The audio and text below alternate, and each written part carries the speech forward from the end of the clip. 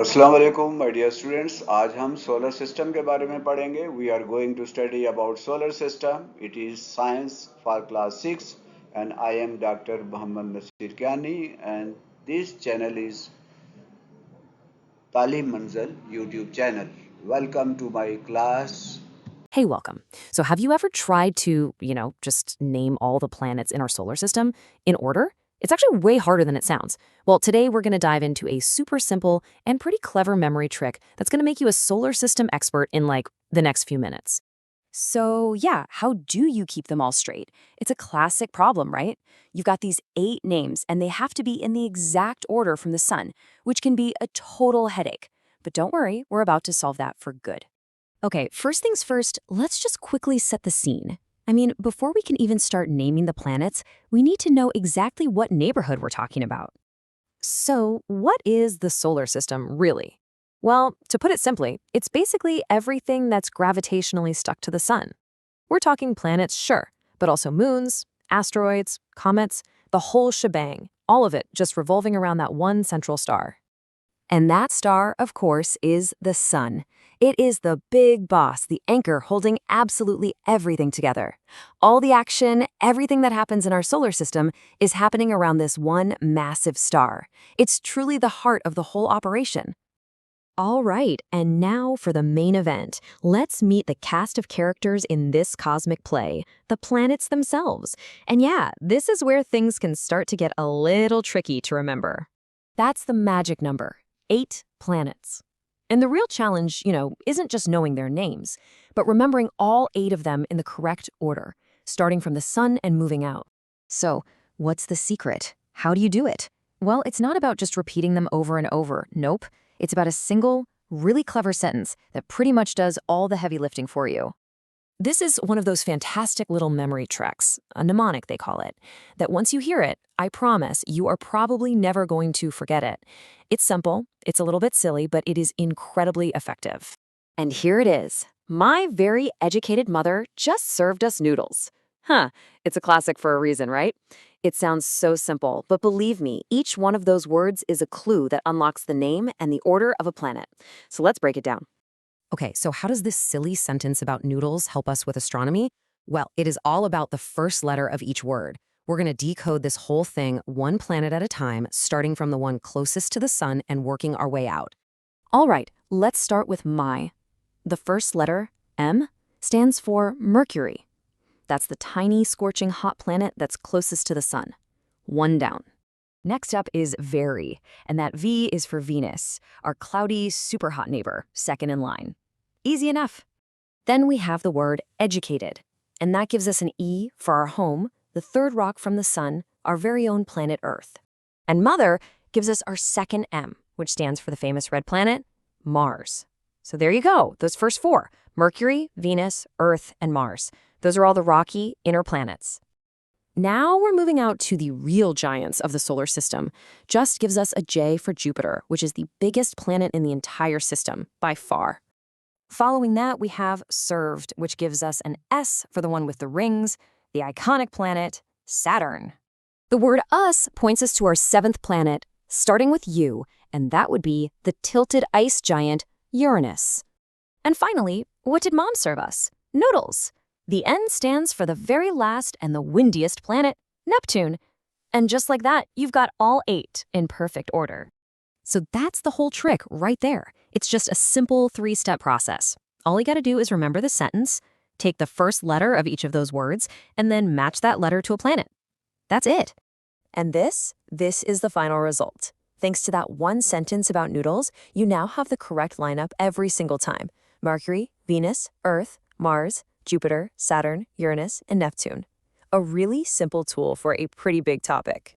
So that kind of leaves me with a final thought. We just used a great mnemonic for planets, but what about you? What clever tricks do you use to remember complicated stuff? It really just goes to show you that sometimes the simplest ideas are the most powerful ones. About the solar system. What is solar system? Solar system क्या है? The planets, satellites, comets and other objects revolving around the sun make a system. Planets, satellite और comets और दूसरे जो objects हैं जो सूरज के गिर्द घूमते हैं वो एक सिस्टम बनाते हैं. This system is called the solar system. ये सिस्टम जो प्लैनेट्स, सैटेलाइट्स और कॉमेट्स पर मुश्तमिल होता है इसे सोलर सिस्टम कहते हैं. द सन, इस सोलर सिस्टम का जो सेंटर है, मरकज है, वो सन है. सन क्या है? The sun is a star. Sun एक स्टार है. स्टार और प्लैनेट में क्या फर्क है? स्टार की अपनी लाइट होती है. स्टार खुद से हीट प्रोड्यूस करता है, लाइट प्रोड्यूस करता है, जबकि प्लैनेट्स जो हैं वो लाइट और हीट को रिफ्लेक्ट करते हैं. तो सन क्या है? The sun is a star. Sun एक स्टार है. It is at the centre of the solar system. ये सोलर सिस्टम का सेंटर है, मरकज है. It provides light, heat and energy to all planets and other bodies revolving around it. तो सूरज जो है वो लाइट भी, हीट भी और एनर्जी प्रोवाइड करता है. जितने भी प्लैनेट्स हैं जो उसके गिर्द घूम रहे हैं, उनके अंदर जो लाइट है, उनके जो हीट है और जो एनर्जी है वो इस सन की ही वजह से है. साउंड भी प्रोड्यूस होती है सन के अंदर, लेकिन साउंड हमारी ज़मीन तक नहीं पहुंच सकती. क्यों? कि बीच में स्पेस है. साउंड वेव स्पेस में ट्रैवल नहीं कर सकती, इसलिए सन की जो साउंड है वो यहाँ तक नहीं पहुँच सकती. लाइट और हीट और दूसरी जो अल्ट्रावायलेट रेज हैं जो कि स्पेस में से भी गुजर सकती हैं, इसलिए वो तो ज़मीन तक पहुँच जाती हैं. तो source of heat, light and other energy, that is the sun. और सन कहाँ पे है? That is at the centre of the solar system. इस पूरे सोलर सिस्टम का, शमसी निज़ाम का जो मरकज़ है वो सन है, सूरज है. प्लैनेट्स जो हैं वो क्या होते हैं? The huge bodies revolving around the sun are called the planets. वो बड़ी बड़ी जो बॉडीज़ हैं, बड़े बड़े जो अजसाम हैं जो सूरज के घूमते हैं, उनका बहुत बड़ा साइज़ होता है, उन्हें प्लैनेट्स कहते हैं. प्लैनेट्स की अपनी लाइट नहीं होती. वो हमें आसमान पर चमकते हुए नज़र तो आते हैं, दे आर शाइनिंग, लेकिन उनकी अपनी लाइट नहीं होती. वो रिफ्लेक्ट करते हैं सनलाइट को. वो ह्यूज बॉडीज जो कि सूरज के गिर्द रिवॉल्व करती हैं, उन्हें क्या कहते हैं? उन्हें प्लैनेट्स कहते हैं. कितने प्लैनेट्स हैं? There are 8 planets in the solar system. Solar system में 8 प्लैनेट हैं, 8 सैयारे हैं. सबसे पहला है the mercury.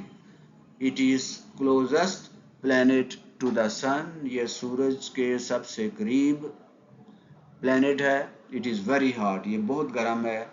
It's surface is full of crater. इसके जो सरफेस है उसमें क्रेटर हैं, उसमें गारे हैं, उसमें गड्ढे हैं, उसमें डिचेस हैं. It is the smallest planet of the solar system. ये सोलर सिस्टम का सबसे छोटा सैयारा है. It has no water and atmosphere. इसके अंदर पानी नहीं है. इसका एटमॉस्फेयर भी तकरीबन न होने के बराबर है. It consist of rocks and iron. ये चट्टानों और लोहे का बना हुआ है और ये खुश्क है और इसके ऊपर पानी नहीं है और इसकी फ़ज़ा भी तकरीबन खाली है. और ये सबसे छोटा प्लेनेट है सोलर सिस्टम का. दूसरे नंबर पे the Venus. It is the second to Mercury. ये मरकरी के बाद दूसरे नंबर पे है. It has thick and toxic atmosphere. इसका जो एटमॉस्फेयर है थिक है, मोटा है और टॉक्सिक है, जहरीला है. क्यों? इसके अंदर कार्बन डाइऑक्साइड है. It has thick and toxic atmosphere consist of carbon dioxide. इसके एटमॉस्फेयर में सबसे ज़्यादा कार्बन डाइऑक्साइड है और कार्बन डाइऑक्साइड जो है उसकी वजह से इसके गिर्द एक शील्ड बन गई है, जिस तरह के ग्रीन हाउस शील्ड होती है.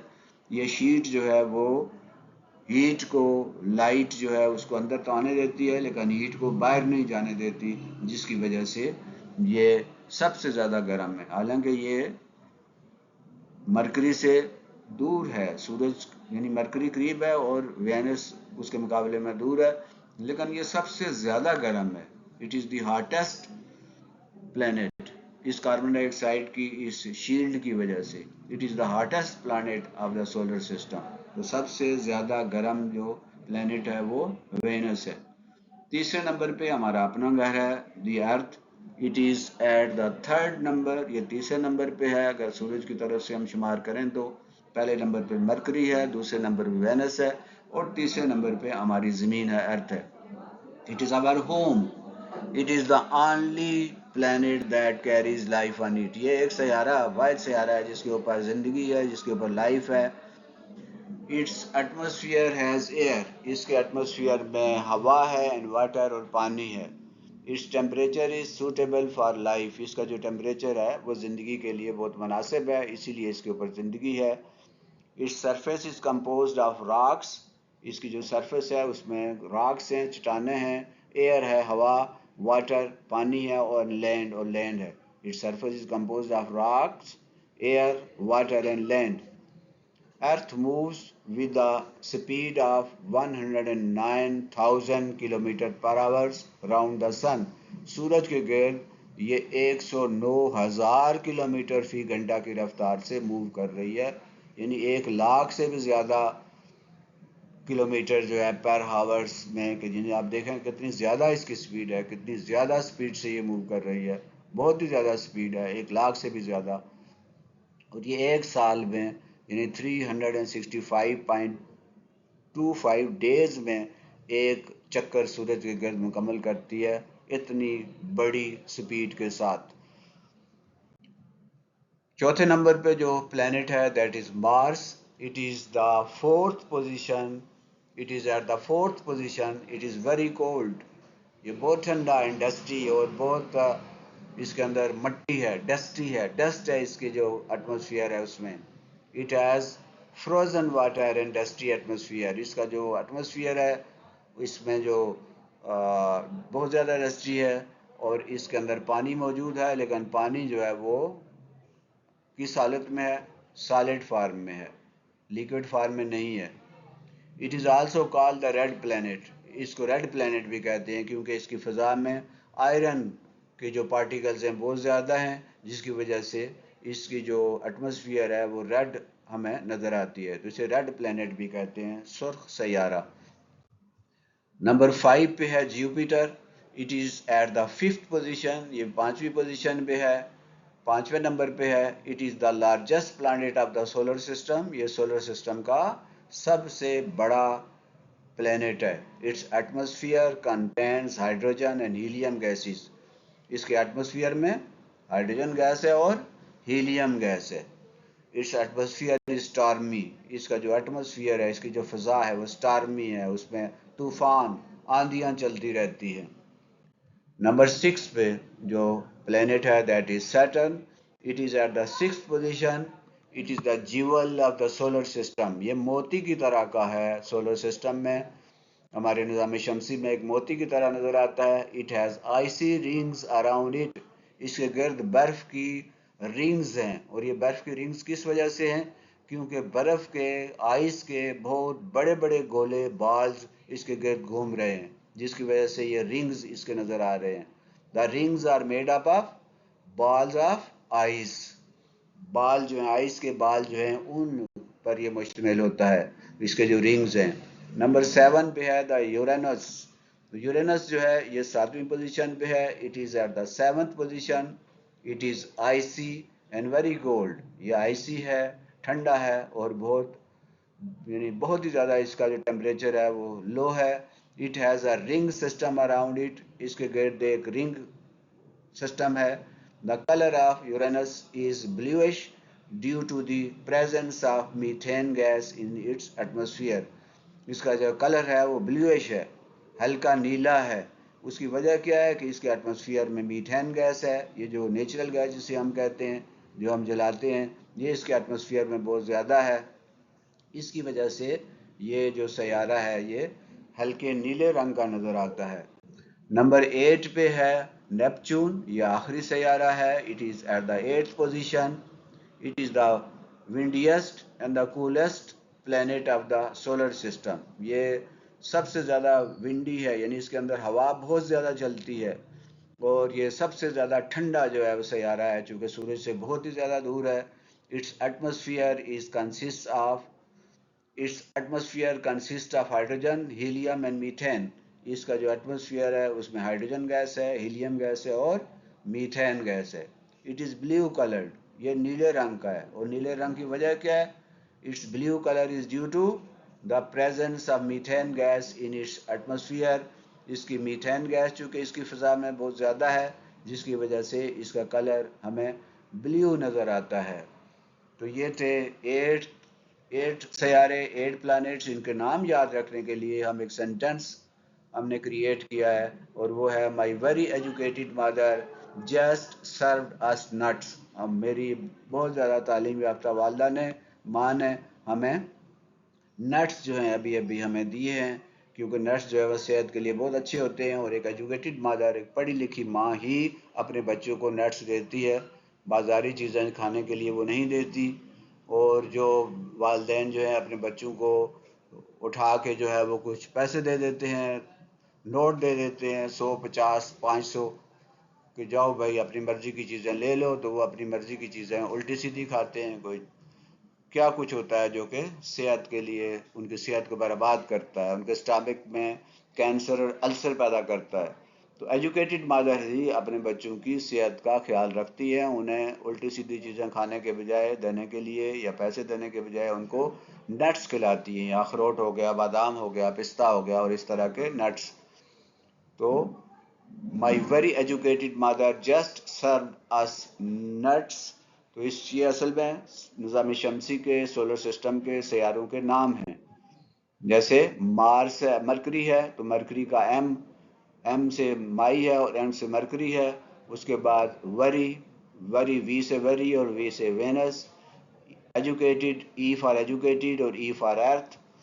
M for mother and M for Mars, J for just and J for Jupiter, S for served and S for Saturn, U for us and U for Uranus, और N for nuts and N for Neptune. तो my very educated mother just served us nuts। ये sentence जो है न सिर्फ हमें इन planets के नाम याद रखने में आसानी पैदा करता है हमारे लिए, बल्कि तरतीब भी उनकी उसी तरह है।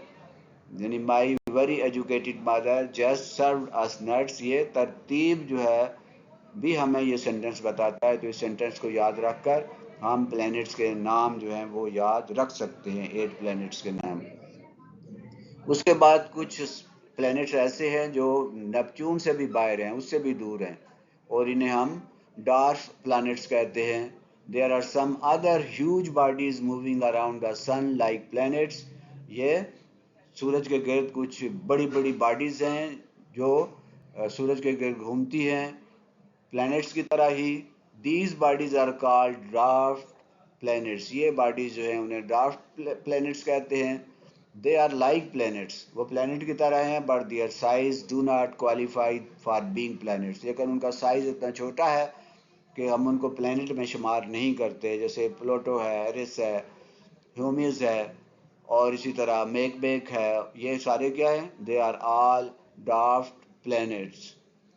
These dark planets are mostly consist of gases and frozen water. ये जो ज़्यादातर प्लैनेट्स हैं, ये ज़्यादातर इनके अंदर गैसेस हैं। गैसेस के अब हम प्लैनेट्स के बारे में कुछ मज़ीद इंफॉर्मेशन आपके साथ शेयर करते हैं। सबसे पहला जो प्लैनेट्स है जो सूरज के बहुत करीब है, दैट इज़ मरकरी। इसका जो डायामीटर है वो 4900 या 4900 किलोमीटर है। वेनस का जो डायामीटर है वो 12,100 है। अर्थ का जो डायमीटर है दैट इज़ 12,800 किलोमीटर है। मार्स का, मरीख का 6,780 किलोमीटर्स है। जुपिटर का 142,900 किलोमीटर उसका डायमीटर है। सैटर्न का 120,800 किलोमीटर है। और यूरेनस का 51,200 किलोमीटर उसका डायमीटर है। और नेपच्यून का 49,500 किलोमीटर उसका डायमीटर है। आप अगर इस डेटा को देखें तो सबसे बड़ा जो प्लैनेट्स है वो जुपिटर है, और सबसे जो स्मॉलेस्ट जो प्लैनेट है वो है मरकरी, उसका 4,900 किलोमीटर उसका डायमीटर है। अगर हम सन से डिस्टेंस की बात करें तो million kilometre, 1 million is equal to 1 lakh kilometre, 10 lakh kilometre. तो 1 मिलियन 10 लाख का होता है। तो मरकरी जो है 58 मिलियन किलोमीटर सूरज से दूर है। वीनस 110 मिलियन किलोमीटर दूर है, अर्थ 150 million kilometre, Mars 228 million kilometre दूर है, जुपिटर 780 मिलियन किलोमीटर सूरज से दूर है, सैटर्न 1430 मिलियन किलोमीटर दूर है, और यूरेनस जो है 2870 मिलियन किलोमीटर सन से दूर है, नेपच्यून जो है 4500 मिलियन किलोमीटर सन से फार अवे है। अगर हम साल की बात करें तो मरकरी का जो साल है वो हमारी ज़मीन के 88 डेज़ के बराबर 1 ईयर है, और वेनस का 225 डेज़ का साल होता है, अर्थ का 365.25 डेज़ का एक 1 ईयर होता है, मार्स का 687 डेज़ का एक 1 ईयर है, जुपिटर का 1 ईयर जो है 4332 डेज़ का है हमारी ज़मीन के हिसाब से, सैटर्न का जो 1 ईयर है वो 10,775 डेज़ का होता है, यूरेनस का जो एक साल है वो हमारी ज़मीन के दिन के हिसाब से 30,681 डेज़ का एक साल होता है, 1 ईयर होता है, और नेपच्यून जो है उसका 60,266 डेज़ का एक साल है।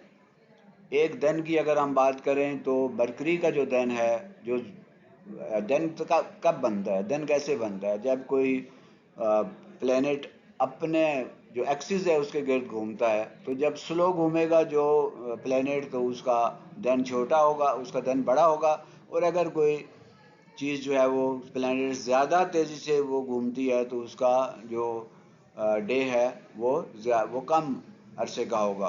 तो आप देखेंगे स्लोअर जो है मरकरी है उसका 1363 आवर्स का एक दिन होता है, वेनस का जो है 5832 आवर्स का एक दिन है, अर्थ का 24 आवर्स का एक दिन है, मार्स का भी 24 आवर्स का एक दिन है, जुपिटर का 10 आवर्स का एक दिन है, सैटर्न का भी 10 आवर्स का एक दिन है, यूरेनस का 17.3 आवर्स का एक दिन है, और नेपच्यून का 16 आवर्स का एक दिन है। तो ये थी इंफॉर्मेशन जो कि प्लैनेट्स के बारे में थी कि वो सूरज से कितने दूर हैं, उनका डायमीटर जो है वो कितना है, और उनका साल कितने दिनों का है, और उनका एक दिन कितने घंटों का। तो माय डियर स्टूडेंट्स, ये था आज का लेसन जिसमें हमने सोलर सिस्टम के बारे में पढ़ा, और फिर हमने प्लैनेट्स के बारे में पढ़ा, और प्लैनेट्स के जो ख़ास उनके बारे में इंफॉर्मेशन है वो आपके साथ शेयर की गई। और ये एक दिलचस्प और ज़रूरी टॉपिक था। मुझे उम्मीद है कि आपको ये पसंद आया होगा और आपको ये समझ भी अच्छी तरह आई होगी। अल्लाह ताला हमारा हामी नासिर हो। अगले सबक तक अल्लाह हाफिज़ फ़ी अमानिल्लाह।